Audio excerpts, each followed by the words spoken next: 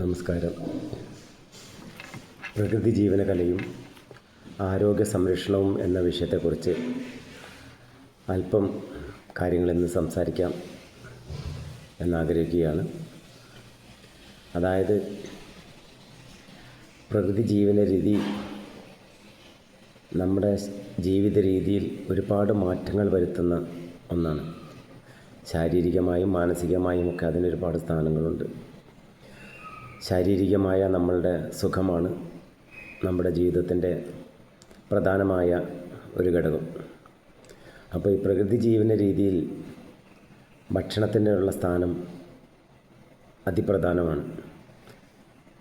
ഭക്ഷണത്തിനുള്ള സ്ഥാനമെന്ന് പറയുമ്പോൾ പഞ്ച്വാലിറ്റി അഥവാ ടൈമിംഗ് ഒക്കെ പ്രധാനമാണ്. 100% നമുക്കിതൊന്നും പ്രാവർത്തികമാക്കാൻ സാധിക്കുന്നതല്ല. പക്ഷേ ഒരു 80%, ഒരു 60% എങ്കിലും നമ്മളതിനെ തുടരാൻ സാധിച്ചാൽ അത് നമുക്കൊരുപാട് ഗുണകരമായിരിക്കും.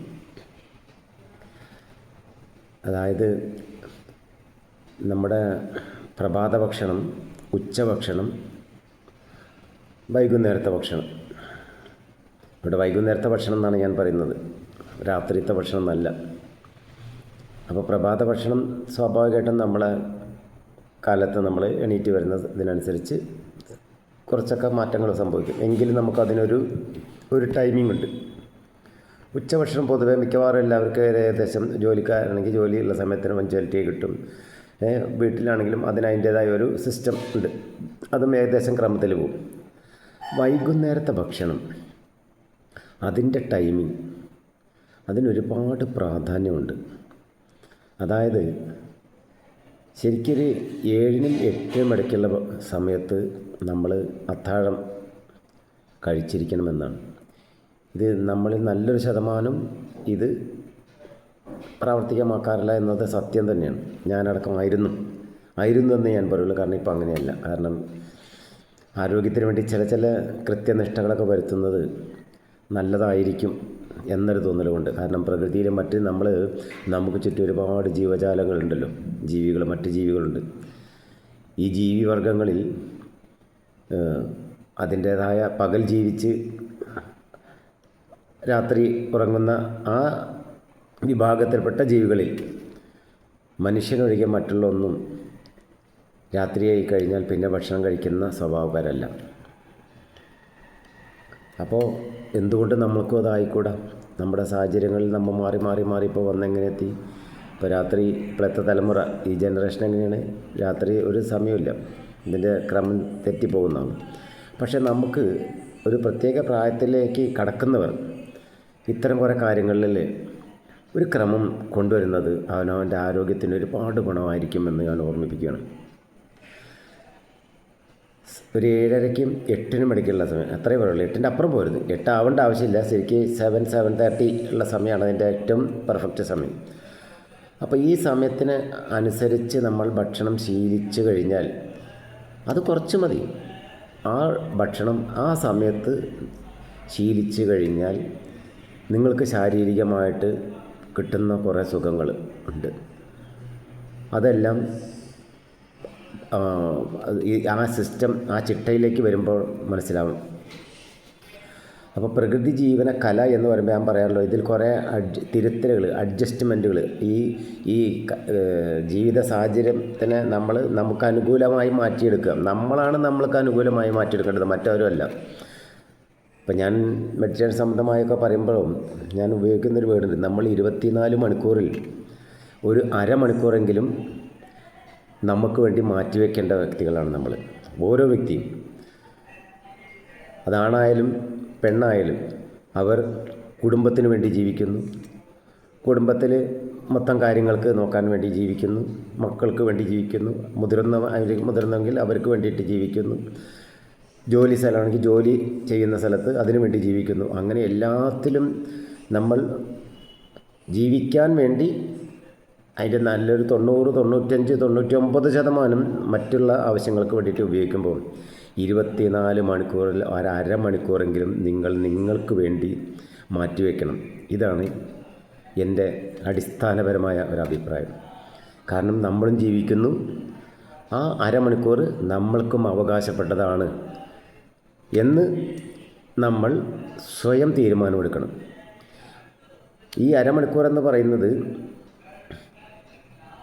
ധ്യാനത്തിന് വേണ്ടി ഉപയോഗിക്കാം, പ്രാർത്ഥനയ്ക്ക് വേണ്ടി ഉപയോഗിക്കാം, മറ്റ് പല കാര്യങ്ങൾക്കും വേണ്ടിയിട്ട് നമ്മൾക്ക് വേണ്ടിയിട്ടുള്ള കാര്യങ്ങൾക്കായിട്ട് മെഡിറ്റേഷൻ, യോഗ എന്തോ ആവട്ടെ, നമ്മളുടെ ജീവിതം ആരോഗ്യം സെറ്റപ്പ് ആവാൻ 24 hours ഹാഫ് ആൻ അവർ നമ്മൾക്കായി മാറ്റിവെക്കുന്ന അത് എപ്പോഴാവട്ടെ ഒരു സംവിധാനത്തിലേക്ക് വരണം. അപ്പോൾ അതിൻ്റെതായ കുറേ ഗുണഗണങ്ങൾ നമ്മൾക്ക് കിട്ടും. ഇതുപോലെ ഭക്ഷണ സംബന്ധമായിട്ട് പറയുമ്പോൾ പ്രഭാത ഭക്ഷണം, ഉച്ചഭക്ഷണം, അത്താഴം, വൈകുന്നേരത്തെ ഭക്ഷണം, ഇങ്ങനെയുണ്ട്. ഈ 3 എണ്ണത്തിനും ഒരുപാട് ക്രമീകരണങ്ങൾ നമ്മൾ കൊണ്ടുവരേണ്ടതുണ്ട്. ഒരേ തരം ഭക്ഷണം 3 നേരം കഴിക്കാതിരിക്കുക. ഒരേ തരം ഭക്ഷണം മീൻസ് ഒരേ വസ്തു കൊണ്ടുണ്ടാക്കിയിരിക്കുന്ന ഭക്ഷണങ്ങൾ, ഒരേ ധാന്യം കൊണ്ടുണ്ടാക്കിയിരിക്കുന്ന ഭക്ഷണങ്ങൾ, ഒരേ ഭക്ഷണ പദാർത്ഥം കൊണ്ടുണ്ടാക്കിയിരിക്കുന്ന വിവിധ തരത്തിലുള്ള ഭക്ഷണങ്ങൾ കഴിക്കുക. ഇതൊന്നും നല്ല ശീലമല്ല. നമ്മൾ ഒരു അരി ഭക്ഷണത്തിന് രാവിലെ ഒരു പുട്ടായിട്ട് കഴിക്കുന്നു, ഉച്ചയ്ക്ക് ചോറായിട്ട് കഴിക്കുന്നു, വൈകുന്നേരം വീണ്ടും ചോറ് അല്ലെങ്കിൽ മറ്റെന്ത് കഞ്ഞി എന്തെങ്കിലും ആയിട്ട് അങ്ങനെ കഴിക്കുന്നവർ അങ്ങനെ ഉണ്ടാവും. ഏതാണ്? അപ്പോൾ ഒരേ ധാന്യത്തിന് 3 നേരം നമ്മുടെ ശരീരത്തിലേക്ക് അനുവദിക്കരുത്. ഇതൊക്കെ നമ്മൾ ശീലിക്കേണ്ടത്, നമ്മൾ മാറ്റിയെടുക്കേണ്ടത്. രാവിലെ ദോശ കഴിച്ചു, ദോശയിൽ എന്തൊക്കെ ഉണ്ട്? ദോശയിൽ ഉഴുന്നുണ്ട്, അരി കുതിർത്തി ഉണ്ടാക്കിയ അരിയുണ്ട്. ഉച്ചഭക്ഷണത്തിൽ ഏത് രൂപത്തിൽ ചോറിൻ്റെ ആയാലും അതും അരി ഭക്ഷണമാണ്. വൈകുന്നേരം അരി ചിലപ്പോൾ ചോറ് തന്നെ പകരം നെയ്ച്ചോറ് അല്ലെങ്കിൽ ബിരിയാണി ആണെങ്കിലും അല്ലെങ്കിൽ ഉച്ചയ്ക്ക് ബിരിയാണി, ഇതൊക്കെ പലതും മാറി വരാം, ഒക്കെ ഒരേ. അപ്പോൾ ധാന്യങ്ങൾ വിവിധ തരം ധാന്യങ്ങളിലെ മാറി വരാൻ ശ്രമിക്കണം. അതൊന്ന്. അങ്ങനെ ഒരുപാട് കാര്യങ്ങൾ നമ്മൾ ഭക്ഷണത്തിൽ നമ്മൾ അനുവർത്തിച്ച് വരേണ്ട കുറേ ക്രമികളുണ്ട്. നമ്മുടെ ഭക്ഷണത്തിനെക്കുറിച്ച് നമ്മൾ സ്വയം ഒരു പുനരവലോകനം ചെയ്യുകയാണെങ്കിൽ, നമ്മുടെ ഒരു ദിവസത്തെ ഭക്ഷണത്തിനെക്കുറിച്ച് നമ്മൾ സ്വയം ഒന്ന് പുനരവലോകനം ചെയ്യുകയാണെങ്കിൽ, എൻ്റെ ശരീരത്തിന് വേണ്ടത് ഞാൻ ഇന്ന് എന്തെല്ലാം കഴിച്ചു, വേണ്ടാത്തത് ഞാൻ എന്തെല്ലാം കഴിച്ചു എന്ന് ഒരു ദിവസം അല്ലെങ്കിൽ ആഴ്ചയിൽ 2 ദിവസം അല്ലെങ്കിൽ ചില ദിവസം എപ്പോഴെങ്കിലുമൊക്കെ ഒന്ന് പരീക്ഷിച്ച് നോക്കുക.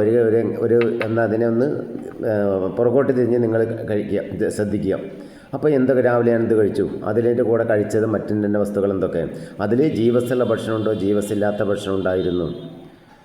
രുചിക്ക് വേണ്ടി നമ്മൾ പരമാവധി ചേർക്കുന്ന പല വസ്തുക്കളും എൻ്റെ ശരീരത്തിലേക്ക് ഞാൻ എൻ്റെ ആരോഗ്യത്തിന് ഹനിച്ചുകൊണ്ട് ചെയ്യുന്നതല്ലേ.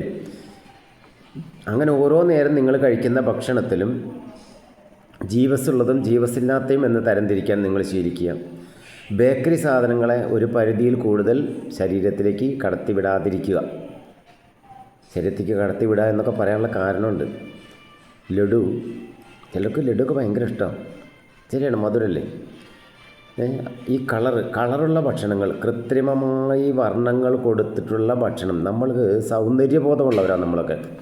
അപ്പോൾ ഈ സൗന്ദര്യബോധം നമ്മളൊക്കെ അതിര് കടന്നു പോവുകയാണ്.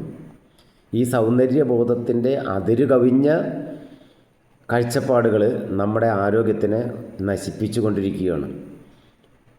അപ്പോൾ ചിലതൊക്കെ കഴിക്കുന്ന സമയത്ത് നമ്മൾ അതിനെക്കുറിച്ച് ചിന്തിക്കണം. ഇതെൻ്റെ ശരീരത്തിലേക്ക് വേണ്ടതാണോ, വേണ്ടതല്ലേ, വേണ്ടതല്ല എങ്കിൽ കുറച്ച് ആ സമയത്തിന് അനുകൂലം മതി. ഒരു ലഡു മുഴുവൻ കഴിക്കുന്നതിന് ഒരു നുള്ളെടുത്ത് കഴിച്ചാൽ രുചിയായി, നമ്മുടെ ശരീരത്തിന് ഗുണമായി. അപ്പോൾ അങ്ങനെ ഒരുപാട് കാര്യങ്ങളിൽ നമ്മൾ സെലക്റ്റീവ് ആവണം. കാലഘട്ടത്തിൽ ജീവിക്കുമ്പോൾ എല്ലാം സെലക്റ്റീവായി മാറ്റി നിൽക്കുക എന്നുള്ളതൊക്കെ അസാധ്യമായ കാര്യങ്ങൾ. പക്ഷേ അതിൻ്റെ റേഷ്യോ അഥവാ തോത് നമ്മുടെ ശരീരത്തിലേക്ക് അത് ചെല്ലുന്നതിൻ്റെ അംശം കുറച്ച് കൊണ്ടുവന്നാൽ നമുക്ക് ഗുണം ചെയ്യും. ഒരു ലഡു നിങ്ങൾ കഴിച്ചിട്ട് കുറച്ച് വെള്ളം അപ്പം തന്നെ വായിൽ കവിൾ കൊണ്ടിട്ട് ഒന്ന് തുപ്പി വയ്ക്കുക, മഞ്ഞ കളറായിരിക്കും. അതായത് ഈ മഞ്ഞ കളറിനെ നമ്മളെ കിഡ്നിയാണ് പ്യൂരിഫൈ ചെയ്ത് നമ്മൾ മാറ്റിയെടുക്കേണ്ടത്. ഇതുപോലെ ഒരുപാട് കാര്യങ്ങൾ, അത് നല്ല കിഡ്നിക്ക് ലോഡ് കിട്ടുന്നതും സുഖകരമായി ചെയ്യാവുന്നതുമായിട്ടുള്ള പലതരം അതുകൊണ്ട് നമ്മളൊക്കെ ഇന്ന് രോഗികളായി നടക്കുന്നത് എന്തുകൊണ്ട് എന്ന് പലരും ചിന്തിക്കണം. ആയി വന്നിട്ട് നമ്മൾ അതിൽ നിന്ന് മാറാൻ ശ്രമിക്കുന്ന, പിന്നെ ചികിത്സിക്കുന്നതില്ലെങ്കിൽ ആവാതിരിക്കാനുള്ള മാർഗ്ഗങ്ങൾ കണ്ടെത്തുകയാണെങ്കിൽ അതല്ലേ നല്ലത്. ഇപ്പോൾ പ്രകൃതി ജീവന കലയിൽ ഇത്തരം കാര്യങ്ങൾക്ക് ഒരുപാട് പ്രാധാന്യമുണ്ട്. അപ്പോൾ ഞാൻ വീണ്ടും പറയലേ, ഒരേ തരം ഭക്ഷണങ്ങൾ 3 നേരം ആവർത്തിച്ച് കഴിക്കാതിരിക്കുക. ഭക്ഷണം കഴിക്കുന്നതിൽ പഞ്ച്വാലിറ്റി കീപ്പ് ചെയ്യാൻ ശ്രമിക്കുക. സാധ്യമെങ്കിൽ, സാധ്യമല്ലാത്തതൊന്നുമില്ല, നമ്മൾ വിചാരിച്ച സാധ്യമാവും. വൈകുന്നേരത്തെ ഭക്ഷണം ഒരു 8 മണിക്ക് ശേഷം കഴിച്ചിട്ടില്ലെങ്കിൽ കുഴപ്പമില്ല, നമ്മൾ ചാവൊന്നുമില്ല, അതൊക്കെ നമ്മുടെ ഒരു ഇതാണ്. അപ്പോൾ അങ്ങനെ ഓരോ സമയത്തുള്ള ഭക്ഷണം നമ്മൾ അതിൻ്റേതായ ക്രമത്തിൽ ചിട്ടയോടുകൂടി കഴിക്കുകയാണെങ്കിൽ നമുക്ക് അടുത്ത ദിവസം ആരോഗ്യമുള്ളവരായിരിക്കും. ഒരു ദിവസം രോഗിയാവുന്നുണ്ടെങ്കിൽ തലേ ദിവസത്തതിൻ്റെ അതിൻ്റെ മുൻപുള്ള ദിവസങ്ങളിൽ നമ്മൾ ചെയ്തു വെച്ചതിൽ നിന്നാണ് നമ്മൾ രോഗികളായി മാറുന്നത്. നമ്മൾ നമ്മുടെ ശരീരത്തെ അനാലിസിസ് ചെയ്യണം. നമ്മുടെ ശരീരത്തെ നമ്മൾ പഠിച്ചെടുക്കണം. ഓരോ വ്യക്തിക്കും ഓരോ ഭക്ഷണവും ഓരോ തരത്തിലാണ് അനുകൂലമായും പ്രതികൂലമായും മാറുന്നത്. അപ്പോൾ നമ്മുടെ ശരീരത്തെ നമ്മൾ പഠിച്ചെടുക്കുക എന്നത് അതിൻ്റെ ഡോക്ടർ, അതിൻ്റെ നാഥൻ നമ്മൾ തന്നെയാണ്. അപ്പം നമുക്ക് അത് എന്ന കാര്യങ്ങൾ എൻ്റെ ശരീരത്തിന് പറ്റില്ല, എന്തുകൊണ്ടെന്നല്ലെങ്കിൽ നമുക്ക് അനുഭവം കൊണ്ട് പഠിക്കണം. ഈ പ്രാണൻ എന്നത് നമുക്ക് തരുന്ന ഫീലിങ്സാണ്. പ്രാണൻ ഒരുപാട് തരും നമ്മുടെ ശരീരത്തിന് വേണ്ടതും വേണ്ടാത്തതുമായിട്ടുള്ളതിൻ്റെ ഗുണദോഷങ്ങളെ നമുക്ക് പ്രതിഫലിപ്പിച്ച് ശാരീരികമായിട്ട് അതിനെ പ്രതിഫലിപ്പിക്കുന്ന എന്ന ദൗത്യമാണ് പ്രാണൻ ചെയ്യുന്നത്. പ്രാണൻ ചെയ്യുന്ന സത്കർമ്മങ്ങൾ നമ്മൾ മനസ്സിലാക്കണം. ഈ പ്രാണനെ ത്യജിച്ചുകൊണ്ട്, പരിഗണിച്ചുകൊണ്ട്, അവഗണിച്ചുകൊണ്ട് നമ്മൾ മുന്നോട്ട് പോകുമ്പോൾ ഒരു രക്ഷയില്ല. പിന്നെ നമ്മൾ ചിലതൊക്കെ നമ്മൾ അനുഭവിച്ച് തീർക്കേ പറ്റുള്ളൂ. ഈ അനുഭവിക്കുന്നതും ഈ ശരീരം തന്നെയാണ്. അപ്പം നമ്മൾ എന്ന വ്യക്തിയെ നിയന്ത്രിക്കേണ്ടത്, നമ്മൾ എന്ന വ്യക്തിയുടെ ആരോഗ്യം നിയന്ത്രിക്കുന്നത് നമ്മൾ എന്ന പരമമായ ഒരു ഘടകം തന്നെയാണ്. അവിടെ നമ്മൾ വിജയിച്ചാൽ നമ്മൾ രോഗത്തിൻ്റെ മാർഗത്തിൽ നിന്നും മാറി വരും. ഞാൻ ഇതിനു മുമ്പേ ആദ്യമായിട്ട് സംസാരിച്ചപ്പോൾ ഒരു കാര്യം പറഞ്ഞായിരുന്നു, അലർജി എന്ന വിഷയത്തെക്കുറിച്ച് അല്പം സംസാരിക്കാമെന്ന്. ഈ അലർജി എന്ന വിഷയത്തെക്കുറിച്ച് ഞാൻ അല്പം ഇവിടെ നിന്ന് സൂചിപ്പിക്കുക മാത്രം ചെയ്യാം. ഒരുപാട് വ്യക്തികൾ ബുദ്ധിമുട്ട് അനുഭവിക്കുന്ന ഒരു വിഷയമാണ് ഈ അലർജി. സത്യത്തിൽ ഇന്നും പലർക്കും എന്താണ് അലർജി, എന്തുകൊണ്ടാണ് അലർജി വരുന്നത് എന്ന് പഠിച്ചെടുക്കാതെ അതിനെ ചികിത്സിച്ച് അവനെ നശിപ്പിച്ച് മറ്റൊന്നാക്കി മാറ്റുന്ന സാഹചര്യമാണ് കാരണം. അപ്പോൾ ഈ അലർജി എന്നത് സ്വന്തം ശരീരത്തിൽ സംഭവിക്കുന്നത് എങ്ങനെ, ഇത് ഓരോ വ്യക്തിക്കും ഓരോ തരത്തിലായിരിക്കും. നമ്മളതിനെ കോമണായിട്ട് പറയുന്ന ഒരൊറ്റ വേർഡാണ് അലർജി. അപ്പോൾ ഈ അലർജി എന്നത് നമുക്ക് പ്രതികൂലമായി ഭവിക്കുന്ന ഒരു ഘടകമാണ്. ഈ ഘടകം പല രൂപത്തിൽ പല ശൈലിയിൽ നമ്മുടെ ശരീരത്തിൽ ഓരോരുത്തരും ബാധിക്കും. അതിന് പ്രധാനമായ കുറേ കാരണങ്ങളുണ്ട്. അതിൻ്റെ ഒരു അടിസ്ഥാനം ഞാനൊക്കെ നിരീക്ഷണം കൊണ്ട് പഠിച്ചെടുത്തൊരു സംഭവമാണ്. അത് ഒറ്റ വാക്കിൽ ക്യാപ്സ്യൂൾ പരുവത്തിൽ ഇവിടെ ഇടുന്നത് ശരിയോ എന്ന് എനിക്കറിയില്ല. കാരണം ഇന്ന് വിദഗ്ധമായ പഠനങ്ങൾ നടത്തി പഠിപ്പിച്ചുകൊണ്ടുള്ള ആൾക്കാരുള്ള സമയത്ത് ഞാൻ ഈ ഒരു വിഷയം ഒറ്റ ശാസ്ത്രം ഇവിടെ പുറത്തേക്ക് വിടുന്നത് എത്രമാത്രം ഉചിതമാണെന്ന് എനിക്കറിയില്ല. എന്നാലും ഒരു കാര്യം ഞാൻ പറയാം, എൻ്റെ ശരീരത്തിന് അലർജി ഉണ്ടായിരുന്നു. അതായത് എൻ്റെ കയ്യിൻ്റെ ഈ ഭാഗമൊക്കെ ചിലപ്പോൾ ഒരു ചൊറിച്ചിലിങ് വരും. ചൊറിച്ച് വരുമ്പോൾ ഇവിടെ പിന്നെ അങ്ങോട്ട് വീങ്ങിക്കഴിഞ്ഞ് നമ്മൾ ചൊറിഞ്ഞുകൊണ്ടിരിക്കുകയാണോ അവിടെ ഇങ്ങനെ ഒരു നീര് പോലെ അണ്ണയ്ക്കും. അത് കഴിഞ്ഞിട്ട് പിന്നെ ഇത് കുറേ കഴിയുമ്പോൾ ഇങ്ങനെ തൊട്ട് കഴിഞ്ഞാൽ ഒരു ലിക്വിഡ് പോലെയായി അതങ്ങോട്ട് പോവും. അപ്പോൾ ഇങ്ങനെയാണ് എനിക്ക് അലർജി എൻ്റെ ശരീരത്തിൽ തുടങ്ങുന്നത്. അപ്പോഴും എനിക്ക് ബുദ്ധിമുട്ടില്ല, കാരണം ഒരു ചെറിയൊരു ചൊറിച്ചിൽ.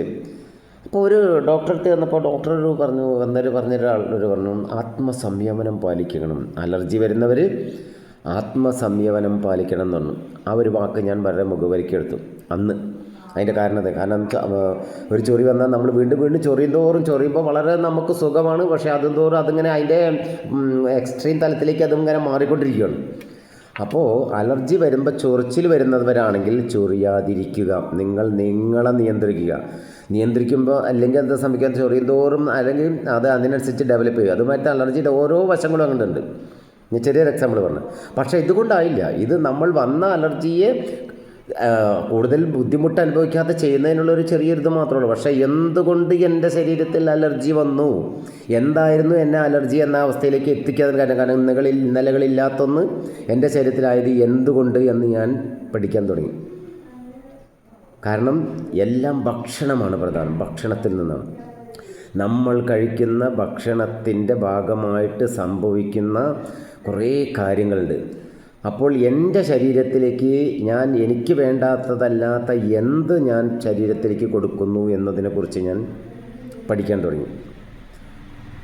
അതൊരു ഏകദേശം 6 മാസം നീളുന്ന പഠനമായിരുന്നു, നിരീക്ഷണം. അങ്ങനെ ഞാൻ എന്ത് ചെയ്തു, ഓരോ സമയങ്ങളും എപ്പോഴൊക്കെയാണ് എനിക്ക് അലർജി വരുന്നത് എന്നതിനെക്കുറിച്ച് ഞാൻ നിരീക്ഷിക്കാൻ തുടങ്ങി. ആ സമയങ്ങളും അതിൻ്റെ 2-3 ദിവസമായിട്ട് ഞാൻ കഴിക്കുന്ന ഭക്ഷണം എന്തൊക്കെയായിരുന്നു, എന്തൊക്കെയാണ് എനിക്ക് വേണ്ടാത്തത് ചെയ്തു എന്ന് ഞാൻ നോട്ട് ചെയ്യും. വീണ്ടും അലർജി വരുമ്പോൾ ആ നോട്ട് ചെയ്തതിൽ ഏതെങ്കിലും ഞാൻ കഴിച്ചതിൻ്റെ ഭാഗമായിട്ടുണ്ടോ എന്ന് ഞാൻ നോട്ട് ചെയ്യാൻ തുടങ്ങി. വീണ്ടും ഇതേമാതിരി വരുന്ന സമയത്ത് ആ സമയത്ത് അങ്ങനെ ഒരു 3-4 തവണ എനിക്കിത് വന്നു കഴിഞ്ഞപ്പോൾ ഞാൻ നോട്ട് ചെയ്തതിൽ നിന്നും ചിലതിനെ ഞാൻ മാറ്റാൻ ശ്രമിച്ചു. അങ്ങനെ അത് മാറ്റി നിർത്തി കഴിഞ്ഞ് നോക്കുമ്പോൾ വളരെ അത്ഭുതങ്ങളായിട്ടുള്ള കാര്യങ്ങളാണ് എനിക്ക് അനുഭവത്തിൽ വന്നത്. അതായത് ഇപ്പോൾ ചിലർ പറയും ചെറുനാരങ്ങ കഴിച്ചപ്പോൾ അങ്ങനെ അസുഖം ഉണ്ടായി, പെട്ടെന്ന് ഇത് വന്നു, പൈനാപ്പിൾ കഴിച്ചപ്പോൾ വന്നു. എന്ത് നമ്മൾ കഴിക്കുന്നോ ആ കഴിക്കുന്ന സമയത്ത് വരുന്ന അലർജി വന്നെങ്കിൽ അതാണ് അലർജിക്ക് കാരണം എന്ന് നമ്മൾ ധരിക്കുന്നുണ്ട്. സത്യത്തിൽ അതല്ല. ഇതിന് പ്രധാനമായിട്ടുള്ള ഒരു ഘടകം വേറുണ്ട്. അപ്പോൾ ഈ എന്ത് കഴിക്കുമ്പോഴാണ് നമുക്ക് വന്നതെങ്കിൽ നമ്മൾ ഉടനെ പറയും അത് എനിക്ക് അലർജിയാണ്. ഞാൻ ഈ പറയുന്നത് നിങ്ങൾ വളരെ ശ്രദ്ധിക്കണം. എന്തെങ്കിലും കഴിച്ചു കഴിഞ്ഞ ഉടനെ നിങ്ങൾക്ക് വരുമ്പോൾ അയ്യോ അതെനിക്ക് പറ്റില്ല, അതെനിക്ക് അലർജിയാണ്. ഇതെന്ന് നാട് മുഴുവൻ എല്ലാവരും പറയുന്ന ഒന്നാണ് അലർജിയെക്കുറിച്ച്. പക്ഷേ ഞാൻ എൻ്റെ ശരീരത്തിൽ ഞാനിത് പഠിച്ച് പഠനം നടത്തി നിരീക്ഷിച്ചു വന്നപ്പോൾ വളരെ അത്ഭുതകരമായ സംഭവങ്ങളിലേക്ക് ഞാൻ എത്തിപ്പെട്ടു. അങ്ങനെ ഞാൻ ചില ഭക്ഷണങ്ങൾ ആദ്യം നിയന്ത്രിച്ചു. ഒന്നുമല്ല, എനിക്ക് ഫേവറേറ്റായിട്ട് വളരെ കഴിക്കുമ്പോൾ ഒരു കുഴപ്പമില്ലാത്ത ഭക്ഷണങ്ങളുണ്ട്. എനിക്ക് വളരെ ഇഷ്ടപ്പെട്ട കുറേ ഭക്ഷണങ്ങളുണ്ട്. അതിൻ്റെ വീക്ക്നെസ്സാണ് ചില ഭക്ഷണങ്ങൾ. അപ്പോൾ അത് കഴിക്കുമ്പോൾ എനിക്ക് ഒരു കുഴപ്പമില്ല. അപ്പോൾ അതെനിക്ക് അലർജി ഉള്ളതല്ല, അങ്ങനെയുള്ള നമ്മൾ വ്യാഖ്യാനം. ഇതാണ് നമ്മൾ നിൽക്കുന്നത്. അപ്പോൾ നിങ്ങളെന്ന ശരീരത്തിന് നിങ്ങൾക്ക് ഏറ്റവും ഇഷ്ടപ്പെട്ട ഭക്ഷണം ഉണ്ടാവും. ഈ ഭക്ഷണം നിങ്ങൾ എത്ര കഴിച്ചാലും നിങ്ങൾക്ക് അലർജി ഉണ്ടാവില്ല. ഇവിടെയാണ് ഞാൻ പറയുന്ന വിഷയത്തിലേക്ക് വരുന്നത്. ഇത് എന്നിൽ നിന്നും മറ്റുള്ളവർ കോപ്പി ചെയ്യും, എന്നിൽ നിന്നും മറ്റുള്ളവർ പഠിച്ചെടുക്കും, അവരിത് ഉപയോഗപ്പെടുത്തുകയും ചെയ്യും. അതുകൊണ്ട് എനിക്കിത് പറയാൻ ബുദ്ധിമുട്ടുണ്ട്. പക്ഷേ ആ ഏതൊക്കെ ഫുഡാണെന്ന് ഞാൻ തൽക്കാലം ഇപ്പോൾ ഇവിടെ പറയുന്നില്ല. ഒരു കാര്യം ഞാൻ പറയാം, നിങ്ങൾക്ക് ഏറ്റവും ഇഷ്ടപ്പെട്ട ഒരു ഫുഡ് ഉണ്ടാവും, നോട്ട് ചെയ്യാം. അടുത്ത് പറയാം. ഇതിൻ്റെ മനസ്സിലാവണമെങ്കിൽ ഇതിൻ്റെ ഒരു എക്സാമ്പിൾ ഞാൻ പറയാം. ചിലർ വളരെ അടുത്ത ഇൻറ്റിമേറ്റ് ഫ്രണ്ട്സ് ഉണ്ടാവും. ഞാൻ ഈ വിഷയം ശരിക്കും മനസ്സിലാവാൻ വേണ്ടി ഉപയോഗിക്കുന്ന ഒരു ഉദാഹരണമാണ്. വളരെ ഇൻറ്റിമേറ്റ് ഫ്രണ്ട്സ് ഉണ്ടാവും. ഈ ഇൻറ്റിമേറ്റ് ഫ്രണ്ട്സിൽ ചില ഫ്രണ്ട്ഷിപ്പിലുള്ള ഒരു കുഴപ്പമുണ്ട്. ഒരു സുഹൃത്തിന് അവൻ മറ്റുള്ളവരായിട്ട് കൂട്ടുകൂടും, അല്ലെങ്കിൽ ഒരു ആണുങ്ങളായാലും പെണ്ണുങ്ങളായാലും ഒക്കെ അവർ ഇൻറ്റിമേറ്റാണ്. അവൻ എൻ്റെ ഇൻറ്റിമേറ്റ് സുഹൃത്താണ്. ഈ ഇൻറ്റിമേറ്റ് സുഹൃത്ത് മറ്റ് സുഹൃത്തുക്കളുമായിട്ട് കൂട്ടുകൂടുന്നത് ചിലർക്ക് പിടിക്കില്ല. നീ എന്തിനാ അവനായിട്ട് കൂട്ടുകൂടുന്നു, അല്ലെങ്കിൽ നീ എന്തിനാ അവനകത്താണ്, അങ്ങനെ ഒരു നെഗറ്റീവ് പറഞ്ഞിട്ട്. പക്ഷേ അവനൊരു കുഴപ്പമുണ്ടല്ലോ, പക്ഷേ ഇപ്പം ഇഷ്ടമല്ല. അതുപോലെ തന്നെ ഇപ്പോൾ പെണ്ണായാലും ആണോ ഒരു എക്സ് പറഞ്ഞുള്ളൂ. അപ്പോൾ വളരെ അടുത്ത ഇൻറ്റിമേറ്റ് ഫ്രണ്ട്സ് ആയിട്ടുള്ളവർ ഇവർ തമ്മിൽ ഫ്രണ്ട്ഷിപ്പിന് ഒരു കുഴപ്പമില്ല. പക്ഷേ അതിലേക്ക് വേറൊരു ഫ്രണ്ട്സ് വരുന്നപ്പോൾ അത് ചിലർക്ക് ഒരു എന്തൊക്കെ ഒരു നാടൻ ഭാഷയിൽ പ്രയാസം എന്ന് പറയും. ഇതുപോലെ നിങ്ങളുടെ വളരെ പ്രിയപ്പെട്ട, നിങ്ങൾക്ക് ഒരു കുഴപ്പമില്ലാത്ത, നിങ്ങൾക്ക് ശരീരത്തിന് രുചിക്കുള്ളതും നിങ്ങളുടെ ശരീരത്തിൽ നിങ്ങൾക്ക് വളരെയുള്ളതും നിങ്ങളെ ഏറ്റവും ഇഷ്ടപ്പെടുന്നതുമായ ചില ഭക്ഷണം ഉണ്ടാവും. ഈ ഭക്ഷണം ചില ഭക്ഷണങ്ങളെ എതിർക്കും, അല്ലെങ്കിൽ ഈ ഭക്ഷണവുമായിട്ട് മറ്റ് ചില ഭക്ഷണങ്ങൾ ചേരില്ല. ഇതിന് കുറേ കാരണങ്ങളുണ്ട്. ഇത് പഠിച്ചെടുത്താൽ, നിങ്ങളെന്ന ശരീരത്തിന് നിങ്ങൾ സ്വയം പഠിച്ചെടുത്താൽ, നിങ്ങളെല്ലാം അലർജി പേഷ്യൻ്റ് ആണെങ്കിൽ നിങ്ങൾക്ക് ഒരു ഡോക്ടറും വേണ്ട. നിങ്ങൾ അതിൽ നിന്ന് ഒരു 6 മാസം, ഞാൻ പറയാം, മിനിമം ഒരു 3 months എന്ന് പറഞ്ഞാൽ നിങ്ങൾക്ക് അതിൻ്റെ റിസൾട്ട് കിട്ടും.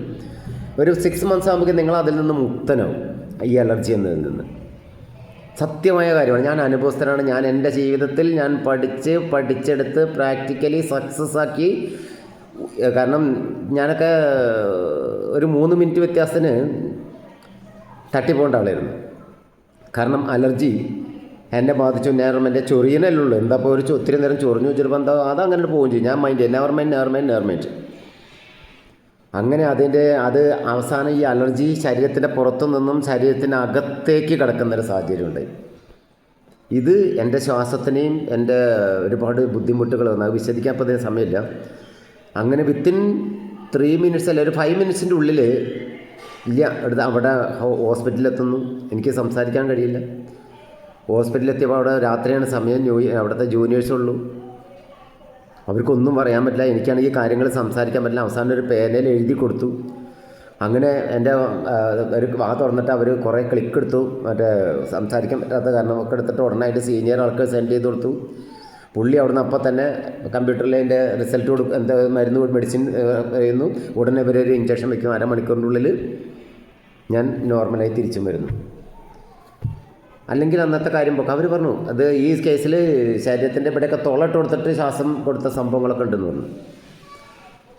ഇതോടുകൂടി ഞാൻ പിന്നെ എന്നെ പഠിക്കാൻ തുടങ്ങി. ഞാൻ ഭക്ഷണം കുറച്ചു. അങ്ങനെ ഞാൻ കണ്ടെത്തി എന്താണ് അലർജി എന്നുള്ളതിൻ്റെ യഥാർത്ഥ കാരണം കണ്ടെത്തി.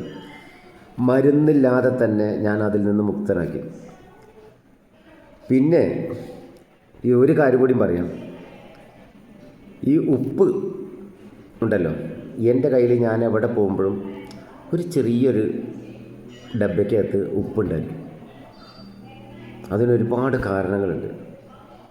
അത് ഒരുപാട് ഇതൊക്കെ ഇപ്പോൾ ഇതിൽ പറഞ്ഞു കഴിഞ്ഞാൽ ഇതൊക്കെ പറഞ്ഞാൽ കാരണം എന്താ പറയുക, ഇത് പലരും അതുകൊണ്ടാണ് ഞാനിത് എങ്ങനെ ചെയ്യണമെന്ന് പറയില്ല. കാരണം നമ്മൾ ചികിത്സിക്കാനോ അതല്ല, അനുഭവങ്ങൾ ഇത് നേരിട്ട് വരുന്നവർക്ക് കാണുന്നവർക്ക് അപ്പോൾ ഞാൻ പറഞ്ഞു കൊടുക്കുക. അല്ലാതെ ഒരിക്കലും മീഡിയയിൽ വിടുന്നത് അല്ല. കാരണം നമുക്കറിയാലോ പ്രകൃതി ജീവനോ. കാരണം ഇന്ന് മറ്റ് മേഖലകളൊക്കെ ബിസിനസ്സാണ്.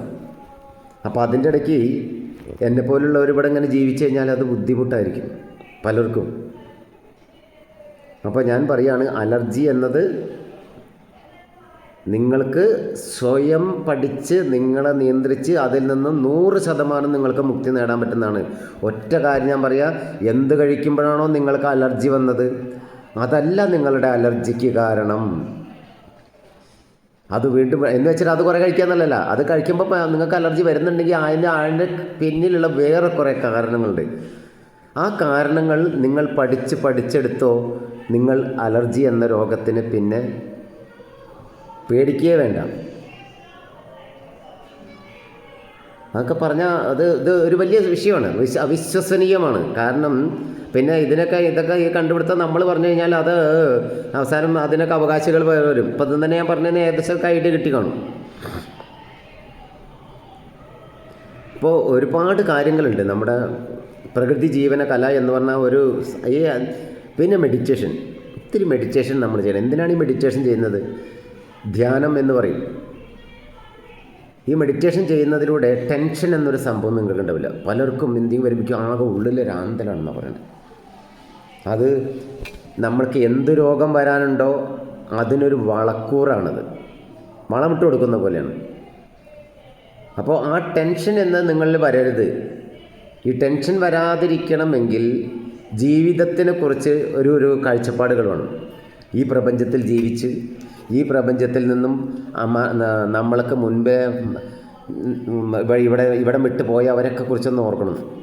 അവരുടെ ഒരു ലിസ്റ്റ് തന്നെ നിങ്ങൾ എടുക്കുക. നിങ്ങൾക്ക് മുൻപേ ഉണ്ടായിരുന്ന, നിങ്ങൾ കണ്ട, നിങ്ങൾ ജനിച്ച് വളർന്ന് നിങ്ങളിൽ നിന്നും അകന്നു പോയ, ഈ ഭൂമി വിട്ടുപോയ, ഇവിടെ നിന്ന് പോയ ഒരുപാട് വ്യക്തികളുണ്ട്. ഒന്ന് തിരിച്ചു നോക്കുക. അവരൊക്കെ ചികിത്സിച്ചിരുന്നില്ലേ? അവരൊക്കെ ഒരുപാട് മരുന്നുകൾ കഴിച്ചില്ലേ? അവരൊക്കെ ഒരുപാട് കാര്യങ്ങൾ ചെയ്ത് ആരോഗ്യത്തിന് വേണ്ടി ചെയ്തവരില്ലേ? എന്നിട്ട് അവർ പോയിട്ടില്ലേ? അപ്പോൾ എന്താണ് ഇത്? നമ്മുടെ ഒരു തോന്നലാണ്. നമ്മൾ ജീവിക്കാൻ വേണ്ടി നമ്മളിത് ചെയ്തുകൊണ്ടേയിരിക്കും. ഇത് മുതലാക്കുന്നതാണ് ആധുനിക വൈദ്യശാസ്ത്രം. ജീവിക്കാനുള്ള കൊതി. എന്തിനാണ് ജീവിക്കാൻ ഇത്ര കൊതിക്കുന്നത് നമ്മൾ? ഈ ഒരു കൊതി നമ്മളിലില്ല എന്നാൽ നമ്മളിൽ ടെൻഷനില്ല. മരണം എന്നൊന്നിനെ ഭയക്കുന്നത് കൊണ്ട്, ഭൂമിയിലെന്തോ നമ്മളെന്തൊക്കെയോ ആണ്, നമുക്ക് ഇവിടുന്ന് പോകണമെന്നൊക്കെ നിങ്ങൾ തോന്നലുകൊണ്ടാണ് നിങ്ങൾ ഇതിനൊക്കെ ഭയക്കുന്നതല്ലേ? അപ്പോൾ ഇങ്ങനെയൊരു തോന്നൽ നമ്മളിൽ ഇല്ലാതെ വന്നാൽ നമ്മൾ ഈ രോഗം എന്ന അവസ്ഥയെക്കുറിച്ച് നമ്മൾ ഭയക്കില്ല. നിങ്ങൾ ചിന്തിക്കൂ, നമ്മൾ എന്തോ ഒരു ആശുപത്രിയിലൊക്കെ കിടന്ന് ചികിത്സിച്ച് കുടുംബം തറവാട് കുടുംബമാക്കി ചിലവാക്കി പോയിട്ടുള്ള അവരും മരിച്ചു പോകുന്നുണ്ട്. അപ്പോൾ പിന്നെ എന്താ ഇതിലർത്ഥം? അവരൊക്കെ ഇന്നും ജീവിച്ചിരിക്കുകയാണെങ്കിൽ സത്യമാണ്, ശരിയാണ്. അല്ല, അപ്പോൾ ഇത് അതിൻ്റെ വഴിക്ക് അതാ നടന്നുകൊണ്ടേയിരിക്കും എന്ന് വിചാരിച്ചിട്ട് ഒരാൾ രോഗം വരുമ്പോൾ തിരിഞ്ഞു നോക്കാതെ നടണമെന്നല്ല പറയുന്നത്. അതിൻ്റെ മറ്റൊരു വ്യാഖ്യാനം പറയരുത്. അപ്പോൾ പ്രകൃതി ജീവനത്തിൽ ഇത്തരം കാര്യങ്ങൾക്ക് ഒരുപാട് സ്ഥാനമുണ്ട്. അത് പിന്നെ ഓരോ വിശ്വാസത്തിലേക്ക് വേറെ ലെവലിലേക്ക് പോകും. അതിലേക്ക് ഞാൻ കടക്കുന്നില്ല. നമുക്ക് എന്തും പറയുന്നതിന് ഒരു ലിമിറ്റ് ഉണ്ട്. അഭിമുഖം പറയുന്നതും ഇങ്ങനെ പറയുന്നതുമായിട്ട് വ്യത്യാസമുണ്ട്. ഒരാൾക്ക് വാക്കാല നമുക്ക് മുഖാമുഖം കുറേ കാര്യങ്ങൾ പറഞ്ഞു കൊടുക്കാം. പക്ഷേ ഇതിലൂടെ സംസാരിക്കുമ്പോൾ അതിനെനിക്ക് കുറേ ലിമിറ്റേഷൻസ് ഉണ്ടാത്ത വാക്ക് പറയും. അപ്പോൾ പ്രകൃതി ജീവന കലയിൽ അലർജി എന്ന രോഗത്തെ അതിൻ്റെ തത്വങ്ങളെ മനസ്സിലാക്കി കഴിഞ്ഞാൽ നിങ്ങൾ അലർജിയിൽ നിന്ന് നിങ്ങൾ സ്വയം മുക്തനാവും. ഇതാണ് അടിസ്ഥാനപരമായിട്ട് എനിക്ക് പറയാനുള്ള ഒരു കാര്യം ഈ അലർജി എന്ന വിഷയത്തെക്കുറിച്ച്. പിന്നെ ഞാൻ നേരത്തെ പറഞ്ഞു 24 മണിക്കൂറിൽ അരമണിക്കൂറെങ്കിലും നമുക്ക് വേണ്ടി മാറ്റിവെക്കണമെന്ന്. ഈ അരമണിക്കൂറിൽ നമ്മൾ ചിന്തിക്കുക, നമ്മളൊന്ന് സ്വസ്ഥമായിട്ടിരിക്കുക, ഏകാഗ്രമായിട്ടിരിക്കുക, നമ്മളെ മനസ്സിനെ ഒന്ന് കണ്ണടച്ചിരുത്തി നിങ്ങൾ വിശ്വസിക്കുന്ന ഏത് ദൈവമായിക്കോട്ടെ അതിനെ മനസ്സിൽ കണ്ടുകൊണ്ട് കുറച്ച് നേരം ഇങ്ങനെ സ്വസ്ഥമായിട്ടിരിക്കുക എന്ന് പറഞ്ഞാൽ എങ്ങനെ ഇരിക്കണം? നട്ടെല്ല് നിവർന്നിരിക്കണം.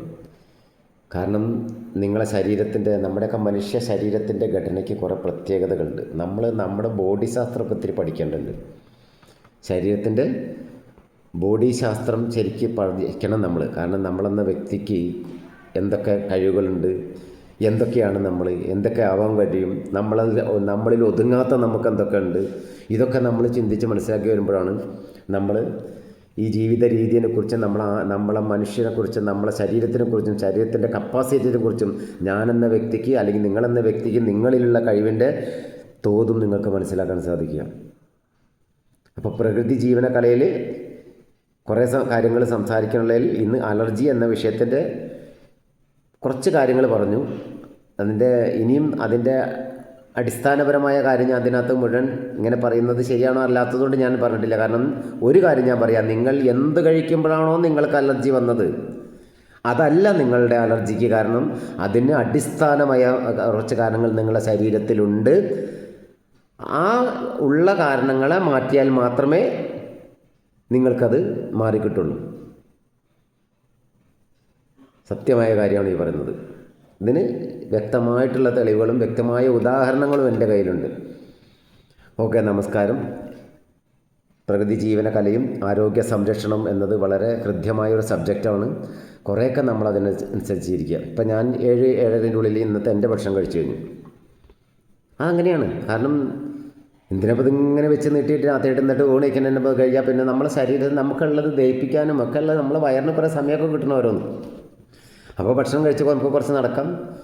ഇനിയിപ്പോൾ ചില സാഹചര്യങ്ങൾ ജോലിക്കനുസരിച്ചാകുമ്പോൾ നമുക്ക് അത് രക്ഷയില്ല. നമ്മളിത് എല്ലായിടത്തും അടിച്ചേൽപ്പിക്കാൻ പറ്റില്ല എന്ന് പറയുന്നതാണ്. അല്ലാത്തിടത്ത് മുഴുവൻ നമ്മൾ ഭക്ഷണത്തിനെക്കുറിച്ച് സ്വയം ബോധവാനാക്കുക. ഈ ബോധവാനായി കഴിഞ്ഞാൽ നമ്മളെ ശരീരത്തിലേക്ക് വേണ്ടതേത് വേണ്ടാത്തതേത് എന്നൊന്ന് പഠിച്ചെടുക്കുക. കൂടുതലായിട്ട് ഇനിയും പറയാണ്ട്. നമസ്കാരം.